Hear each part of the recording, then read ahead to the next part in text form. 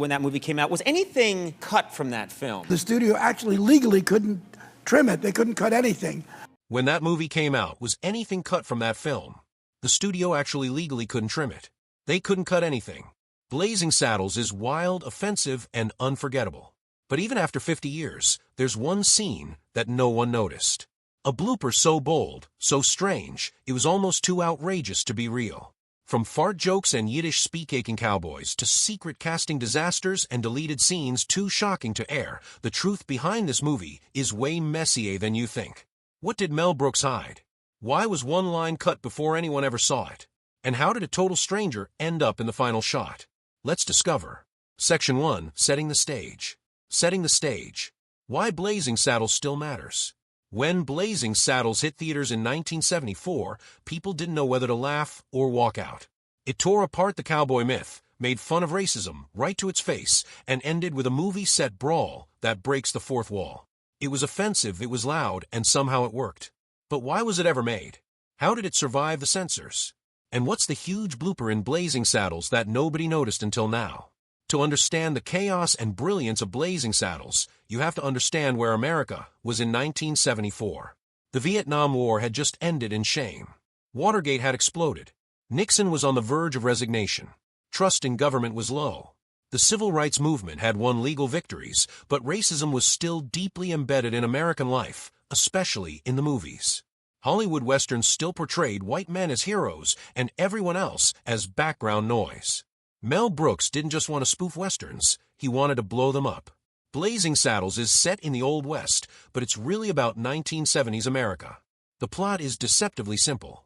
A greedy land developer desperate to drive settlers out of a town called Rock Ridge convinces the governor to appoint a black sheriff, expecting the town's people to panic and flee. But the new sheriff, Bart, played by Cleon Little, proves to be cleverer, sharper, and more capable than anyone expects. What begins as a racist con turns into a bizarre, genre-breaking rebellion, with Bart leading the charge against both the villains and the small-minded town that tried to destroy him. On the surface, it looks like a slapstick comedy, but underneath the gags and sound effects is a dangerous idea. That racism, when exposed to light and laughter, crumbles. That's what made Blazing Saddles so powerful and so controversial. Audiences weren't used to hearing the N-word in a comedy, even when it was used to mock bigotry itself. They weren't used to toilet humor in mainstream movies. They definitely weren't used to a black hero outsmarting every white man in town. Brooks was pushing every line he could think of, and a few he probably didn't. Mel Brooks directed the film, but he didn't do it alone. One of his co-writers was Richard Pryor, the most fearless black comedian of the era. Pryor knew how to write jokes that bit down hard. He helped shape Bart into a character who wasn't just cool and clever, but fully aware of the absurdity of his situation. Pryor had originally been considered to play Bart himself, but the studio refused to insure him because of his history with harmful substances. That decision may have changed the tone of the film entirely. Cleon Little brought Broadway polish and deadpan wit. Pryor brought fire to the script. The film went after everyone. Racists, politicians, cowboys, actors, old-school studio bosses. No one was safe.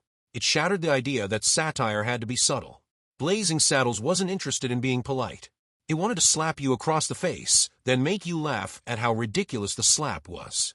It mixed lowbrow and high concept, and it didn't care who it offended as long as the audience got the point. The result, a film that could never be made the same way today. Even the way the movie ends is a statement. Instead of sticking to its Old West setting, Blazing Saddles breaks through the literal walls of the Warner Brothers studio, spilling into other sound stages, Hollywood streets, and eventually a theater showing the very same movie. It's a mess. It's absurd. It's genius. The characters become aware that they're in a movie. The satire eats itself alive, and Mel Brooks closes the loop with pure chaos. It's one of the first self-aware endings in American comedy and set the stage for everything from Ferris Bueller to Deadpool. But even in all this madness, something slipped through. A moment so subtle that it took decades for anyone to notice it. And once you see it, you'll never unsee it. Section 2, The Dirty Joke That. The Dirty Joke became Blazing Saddles' most hidden mistake. The most shocking scene in Blazing Saddles didn't make it into the movie. It's not a blooper. It's not a prank. And it's not some backstage accident. It's a deleted moment so outrageous, so charged, and so unforgettable that even Mel Brooks, the man who put flatulence on the big screen, decided he couldn't go through with it. And here's the real twist. Most people didn't even know this scene existed until recently. It was hidden in plain sight, buried in interviews and recollections, quietly mentioned, but never shown. Now it's resurfaced, and it changes everything you thought you knew about the film. So what was the scene? Why was it cut? And why is it so important? Now, in the final cut of Blazing Saddles, we get a brief funny bedroom exchange between the glamorous Lily Vonup, played by Meline Kahn, and Sheriff Bart, portrayed by Cleon Little. It's flirtatious. It's suggestive, but it's nothing compared to what was originally shot. In the deleted version, Laylee and Bart are in her dressing room after sharing a candlelit meal, complete with the cheeky term Schneiden, which itself is a not-so-subtle euphemism. As the lights go out and the screen fades to black, Lily's voice cuts through the dark in a heavy German accent. "Oh, is it true what they say about you people? How well you are built? Is it true?" There's a pause. The audience is left hanging. And then comes the punchline. "I hate to disillusion you, ma'am, but you're sucking on my arm." In a single beat, the film would have taken a massive risk, touching on the long-standing stereotype about black male anatomy, flipping it into comedy, and then undercutting it with a deadpan line.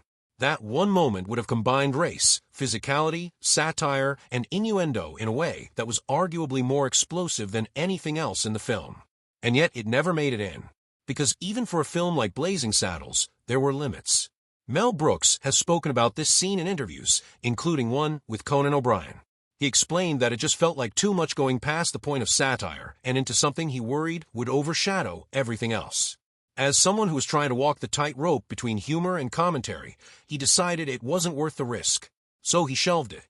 But that wasn't the only moment that got cut. There's another piece of dialogue that has floated around in production notes and crew memories. In this scene, Lily Von Stupp is once again turning up the charm, preparing to seduce Bart. On the surface, she's telling him to take off his ammunition belt, but the phrase is clearly meant to sound like something else, an invitation delivered in a sultry tone.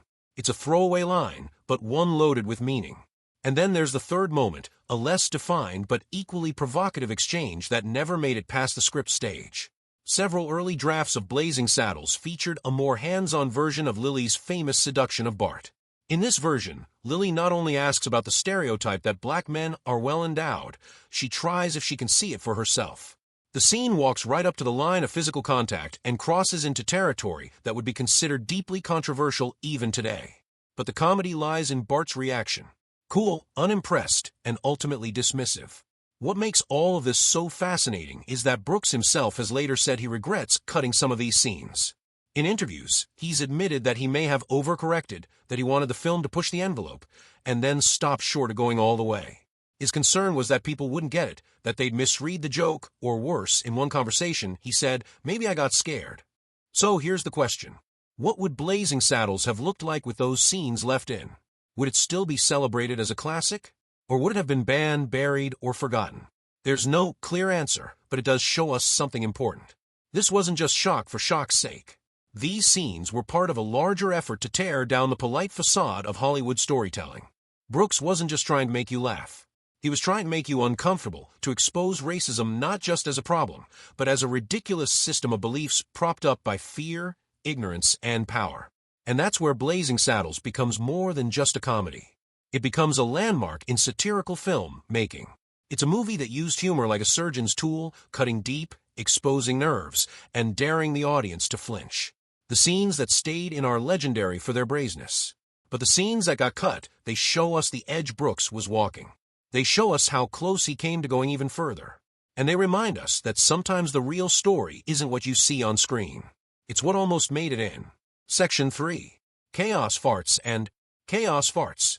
Accidental Genius. One of the most iconic moments in Blazing Saddles is the campfire scene where cowboys eat beans and audibly pass gas, a first in Hollywood history. In 1974, no major film had ever included a flatulence gag with full sound. And Mel Brooks didn't just allow it. He doubled down after the initial cut. He actually went back and added more fart sounds in post-production. Wait, because the test audiences were laughing so hard they couldn't hear the end of the joke. And because Brooks knew what the studio didn't. This wasn't just toilet humor. This was something bigger. For decades, Westerns had romanticized the cowboy. Strong, silent, heroic, always stoic and clean. Brooks wanted to break that illusion.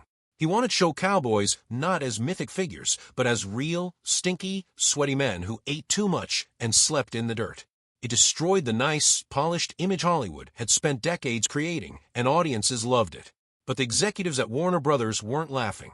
They called the scene vulgar, lowbrow, and pointless. Brooks ignored their concerns and kept the scene, helping to redefine what could be shown and mocked in mainstream comedy. This commitment to chaos didn't stop with sound effects. It extended all the way to the film's climactic battle, which spills out of the fictional town of Rock Ridge and onto the Warner Brothers lot itself. The final sequence is a deliberate, absurd breakdown of the fourth wall. Characters fight through fake saloons, crash into a musical number, and end up on a Hollywood street where the action continues in front of a real theater. It's meant to feel chaotic and ridiculous. But even within that chaos, something happened that no one planned. As the cast runs out of the studio gate and into the street, a man wearing a sweater walks calmly through the middle of the shot.